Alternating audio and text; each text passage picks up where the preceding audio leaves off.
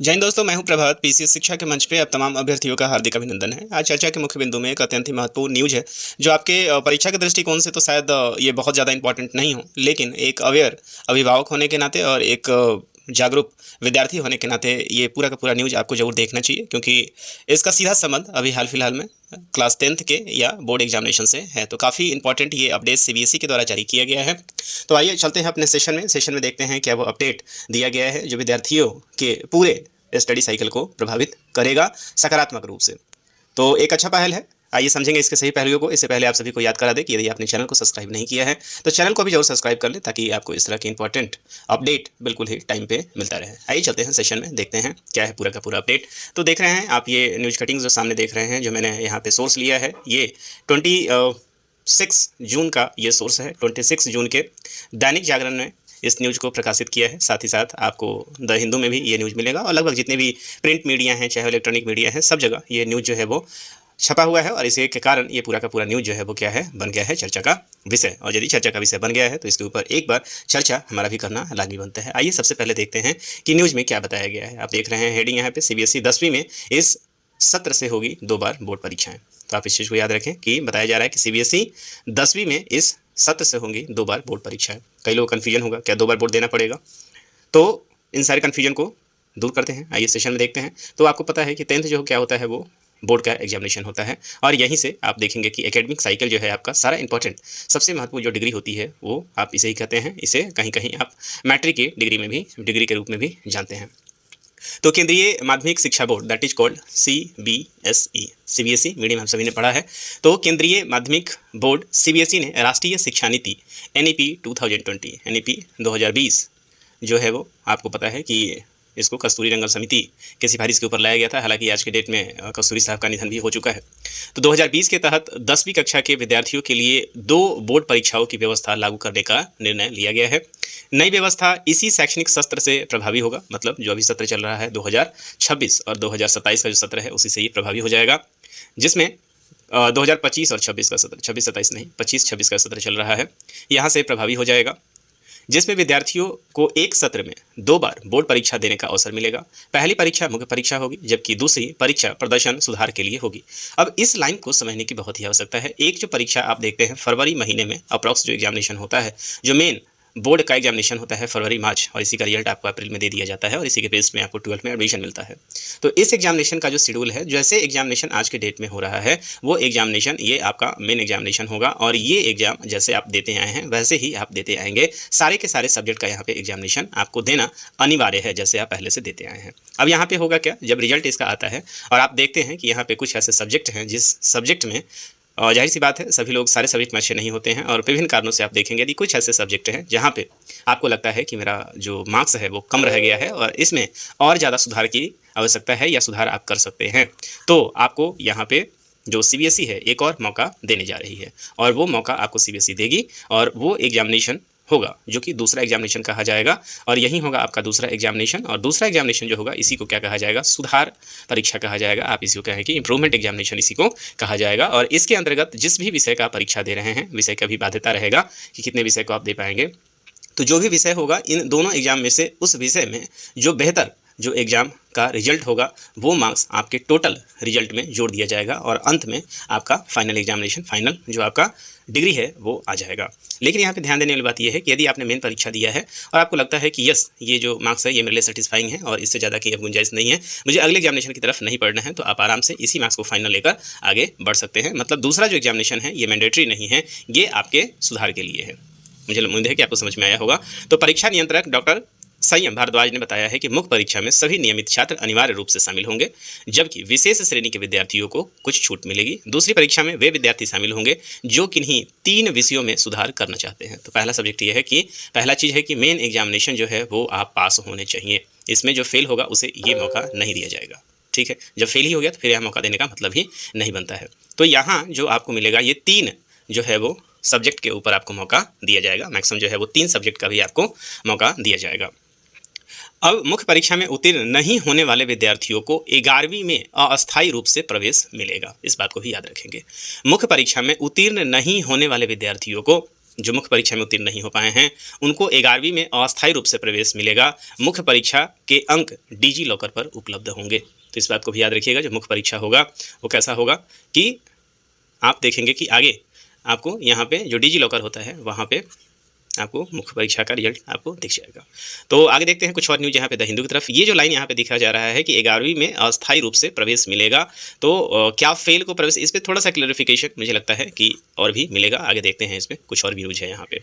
तो यहाँ पे आप देखिए द हिंदू ने इसको प्रकाशित किया है। द हिंदू क्या लिखता है यहाँ पे, CBSE class 10th student to get option of 2 examination. क्या है यहाँ पे, तो यहाँ पे बताया जा रहा है इन अ bid to reduce the stress of board examination, class 10th student will be given the option of taking their exams twice from the academic year 2026 and 27। तो यहाँ पे जो आप देखिएगा, मैंने 25-26 वहाँ पीछे बताया था, तो यहाँ पे 2026 और 2027 जो है एकेडमिक, मतलब अभी वाला तो चल ही रहा है, तो ये 2026 और 27 के लिए ये वैलिड होगा।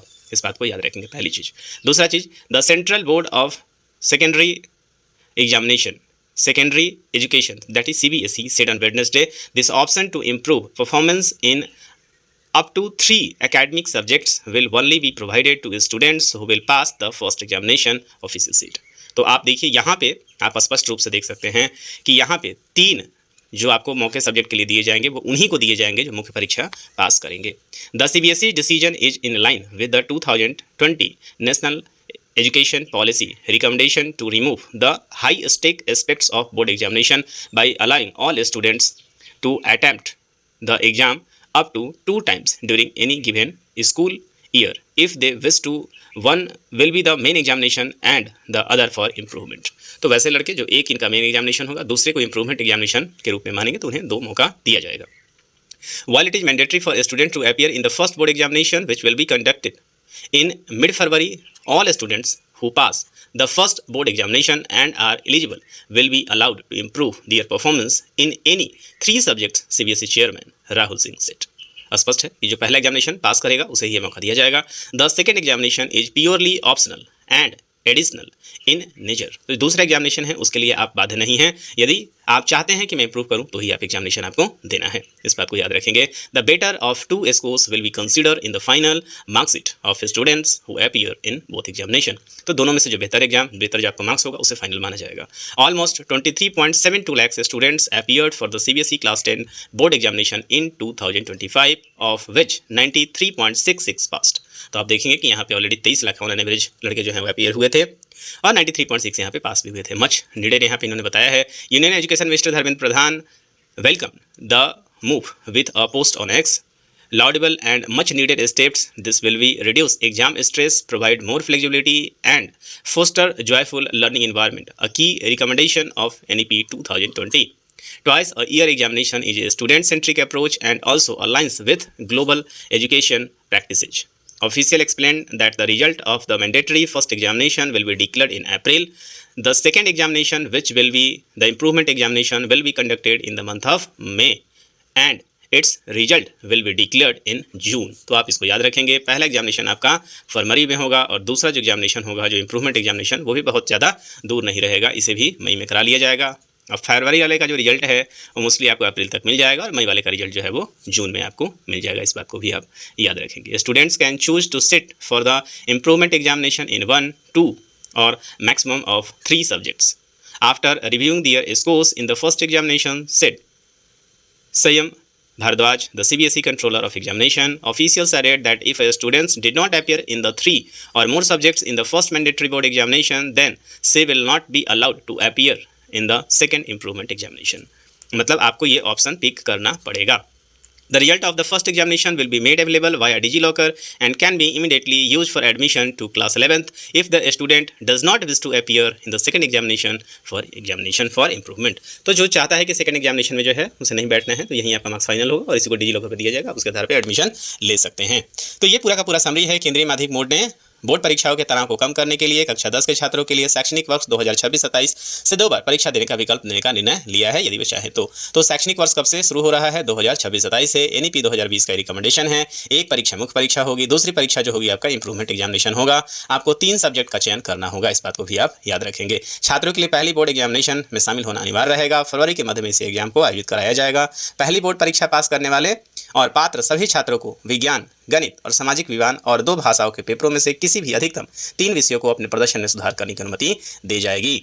दूसरी परीक्षा पूरी तरह से वैकल्पिक है और अतिरिक्त प्रकृति की है। अनिवार्य पहली परीक्षा के नतीजे अप्रैल में घोषित किए जाएंगे। दूसरी परीक्षा जो सुधार होगा उसका जो रिजल्ट है वो मई में जो एग्जामिनेशन लिया जाएगा और जून में उसका रिजल्ट आपको दे दिया जाएगा। दोनों परीक्षा में बैठने वाले छात्रों की अंतिम मार्कशीट दोनों में से बेहतर अंक को शामिल कर लिया जाएगा और यह बदलाव 2026 और 27 शैक्षणिक वर्ष से लागू किया जा रहा है। इस बात को आप याद रखेंगे।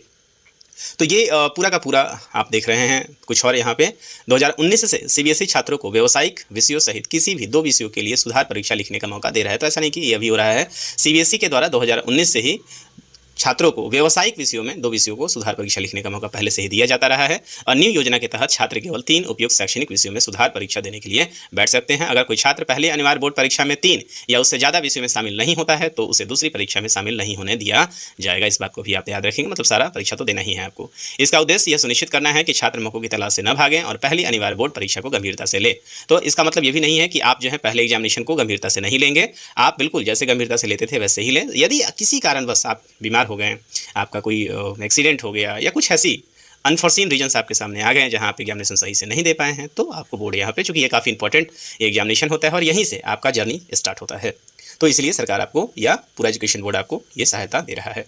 जो छात्र कम से कम 3 विषयों की परीक्षा नहीं देते हैं या 3 उससे ज़्यादा विषयों में फेल हो जाते हैं, उन्हें जरूरी रिपीट श्रेणी में रखा जाएगा और वे अगले शैक्षणिक वर्ष में ही मुख्य परीक्षा दे सकते हैं। मोस्ट इंपॉर्टेंट इफेक्ट है, जो छात्र कम से कम 3 विषयों की परीक्षा नहीं देते हैं या 3 या उससे ज़्यादा विषयों में फेल हो जाते हैं तो उन्हें जरूरी रिपीट श्रेणी में रखा जाएगा और अगले शैक्षणिक वर्ष में मुख्य परीक्षा उन्हें दिया जाएगा। जो छात्र 1 या 2 विषयों में परीक्षा नहीं देते हैं या फेल हो जाते हैं, उन्हें कंपार्टमेंट श्रेणी में रखा जाएगा और उन्हें दूसरी परीक्षा में बैठने की अनुमति दी जाएगी। तो मतलब 1 या 2 सब्जेक्ट यहाँ पे चलेगा, लेकिन तीनों ही यदि नहीं आपने दिया है तो फिर ये काम नहीं होगा। शैक्षणिक वर्ष 2025-26 के लिए कंपार्टमेंट परीक्षाएं हमेशा की तरफ जुलाई में होंगी, परिणाम अगस्त में आएगा। इस बात को भी आप याद रखेंगे। 25-26 जो हो रहा है वो पहले जैसे होता था वैसा ही होगा। 26-27 में पहली कंपार्टमेंट परीक्षा को नई प्रस्तावित सुधार परीक्षा के साथ मिला दिया जाएगा और यह जून के पहले होगा। तो ये पूरा का पूरा जो है वो न्यूज़ है। इसके अलावा आप अपने स्कूल में इसके ऊपर विशेष रूप से आपके विद्यार्थी, आपके शिक्षकों के द्वारा निश्चित रूप से आप सभी विद्यार्थियों को बताया भी जाएगा। तो आप इसे अच्छी तरीके से समझें, अच्छी तरीके से अपने बोर्ड एग्जामिनेशन को दें और सबसे बड़ी बात यह है कि पहला जो एग्ज़ाम है उसे ही फाइनल मान के चलें। दूसरे ऑप्शन के लिए कभी सोचे नहीं यहाँ पे, क्योंकि दूसरा ऑप्शन हमेशा ही आपके लिए कारगर नहीं होता है। इसे एक विकल्प के तौर पे रखें, इसे एक इमरजेंसी साधन के रूप में ही रखें और प्रयास करें कि अपने पहले ही परीक्षा में आप बेहतर प्रदर्शन करके पूरा रिजल्ट हासिल कर लें। तो मुझे उम्मीद है ये पूरा का पूरा सेशन आपको अच्छा लगा होगा और यदि आपको अच्छा लगा है और यदि आप समझते हैं कि आपकी समझ इससे बढ़ रही है तो अपने दोस्तों में भी इसे शेयर करें, लाइक करें, सब्सक्राइब करें, कमेंट करें और साथ ही साथ यदि आप फेसबुक पर देख रहे हैं तो फेसबुक लाइक को भी, फेसबुक पेज को भी फॉलो करें। तो इसी के साथ इस सेशन में इतना ही। मिलेंगे आपसे अगले सेशन में कुछ नए अपडेट के साथ। तब तक के लिए मुझे दीजिए विदा। साइनिंग ऑफ, दिस इज प्रभात। जय हिंद।